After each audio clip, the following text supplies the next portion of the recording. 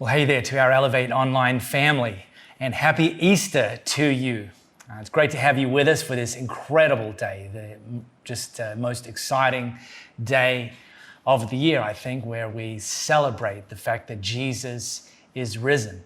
And this whole weekend, we gathered together both live and online on Good Friday, and then again today on Easter Sunday, we've gathered together here in Perth live, and we're gathering virtually online for what we've called Easter Upside Down. And so, by the way, if you missed Good Friday, I encourage you to go back and watch that entire online experience. It's very, very powerful. And it'll really connect these 2 days, Friday and Sunday. There's no Sunday without Friday. There's no Friday without Sunday. They're very much two sides of the same coin. And so here we are, Easter Sunday, 2021. And I want to talk about sleep for a minute. I wonder how many of you would identify as being morning people. You know, you're not even sure if your alarm or your phone has a snooze button, and if it does, you've never hit it because you're a morning person. What about night people? Any night people out there? Yeah, I know. If hitting the snooze button was an Olympic sport, you'd be a gold medal contender. Your theme song is Lionel Richie's All Night Long. And no judgment here, but just saying, there are morning people and there are night people. What about sleep talkers? Any sleep talkers out there? Possibly you don't even know if you are, unless, of course, you're married. And if you're married, then you probably do know that you are because you're constantly being told through the night to shut up. In fact, there's a blog out there called The Sleep Talking Man, where the wife of the gentleman actually records and posts things that he says through the night as he sleep talks. Here's a few examples. One night, she caught him saying, "It was such a good idea giving the guinea pigs wings. Flappy, flappy, flappy, fat bats, fat bats." Yeah, pretty random, I know. Here's one that she recorded him saying, "Shh, shh, I'm telling you, your voice, my ears, a bad combination." Which, if he was referring to her voice, he's glad that he was asleep and wasn't aware that he was saying this. And here's a little bonus one that she recorded him saying, "Your mum is at the door again, bury me deep." So that's sleep talkers. What about sleepwalkers? Any sleepwalkers out there? I'm not a sleepwalker, but I literally know of one time. I could have done it more, I don't think so, but one time when I was about 7 years old, my mum obviously told me this later growing up, I sleepwalked. And it was pretty simple. I needed to go to the toilet. I needed to do a number one. And in my parents' house growing up, to get to the toilet, you would have to go down the corridor, go into the laundry, and then turn right. And onto the right was the little room with the toilet. However, this particular evening where I went sleepwalking to do a number one, I went down the corridor into the laundry, and instead of taking a right, I took a left. And instead of lifting the toilet seat, I lifted the lid of the laundry hamper, and I did my number one, and I went back to bed, no problem. Thankfully, that was the dirty clothes laundry hamper, which we're going to get washed anyway. But sleepwalking, you know, this is how a lot of people get through life. You know, they become kind of numb to the highs and the lows and just living like a flat-lined existence, just kind of sleepwalking through life. But here's the reality. Being alive doesn't guarantee you're actually living. Now, I strongly commend and applaud and admire and respect those of you who are consistently doing the fundamentals, many of which aren't very sexy. You know, you're working hard, you're putting in the commitment and the determination to raise kids, and you're investing in your marriage, and some of that is what we would call just chop wood, carry water. You know, it's not sexy, but it's important. And it needs to be done. So I'm not talking about that sort of stuff. I'm not saying everything needs to be Instagrammable. Everything about your life needs to be mountaintops. No, absolutely not. But there is, on the other hand, a dark side to us sleepwalking through life. And this is where we start to just settle for less than God's best, where we start to lose hope, where we start to abandon dreams, where we start to think more about the good things in the past rather than expecting more good things in the future. You know, you're going through life, but not much life is going through you. And if that's you, if you're in that situation, or you've been in that situation, or if you ever find yourself coming into that kind of situation where you're going through life, but there's not much life going through you, then Paul has some incredible advice, which is wrapped up in a core message of Easter Sunday. And this is what Paul wrote. And he wrote it to, Paul was one of the leaders of the early church, and he wrote this letter to the church, the Christian church in Ephesus. And they were in their infancy as a church, and they wouldn't have even celebrated many Easters up to that point. And he wrote this to them, this instruction: don't waste your time on useless work, mere busy work, the barren pursuits of darkness. Now, expose these things for the sham they are. It's a scandal when people waste their lives on things they must do in the darkness where no one will see. Now, rip the cover off those frauds and see how attractive they look in the light of Christ. And then he goes on to quote what many experts think was probably a song that they might sing around Easter in that time, in that community. Wake up from your sleep, climb out of your coffins, Christ will show you the light. So watch your step, use your head, and make the most of every chance you'll get.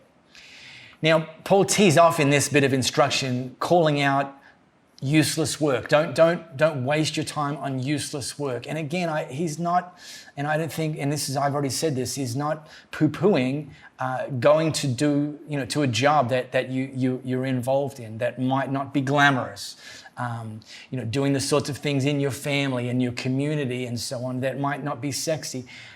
Not poo-pooing that, but rather unimportant things, the wrong sort of priorities, the sort of stuff that our Western culture in particular tells us are the most important things. Newer, bigger, better, shinier.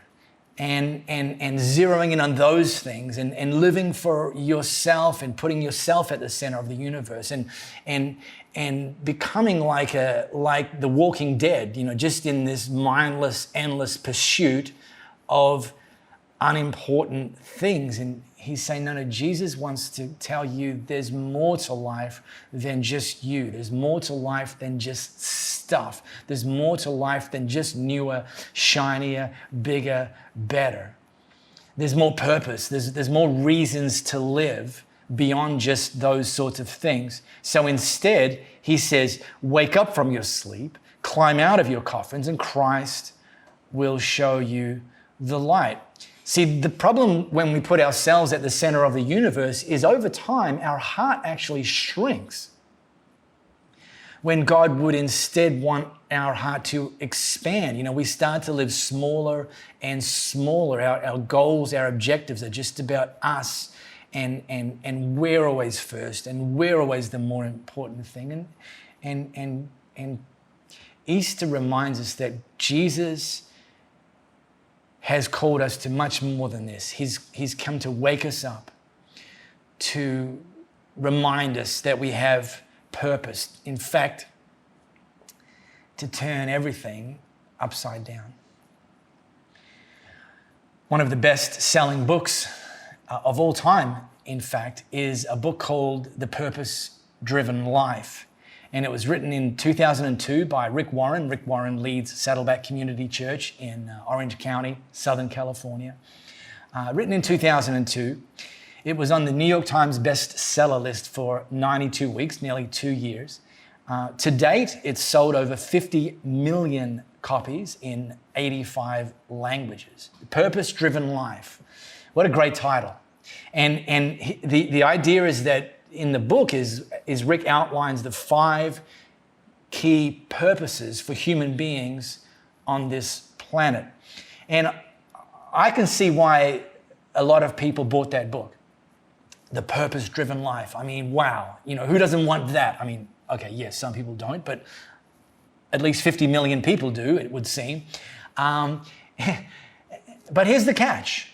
The opening line of this book, remember, the purpose-driven life. The opening line of this book, the very thing that Rick chose to start with, is this line. It's not about you. And I gotta wonder how many people might have gone and asked for a refund on that book before they even read any further. Like, what? I didn't buy this to just be told it's not about me. I bought this because I want it to be about me. I want to know what my purpose is.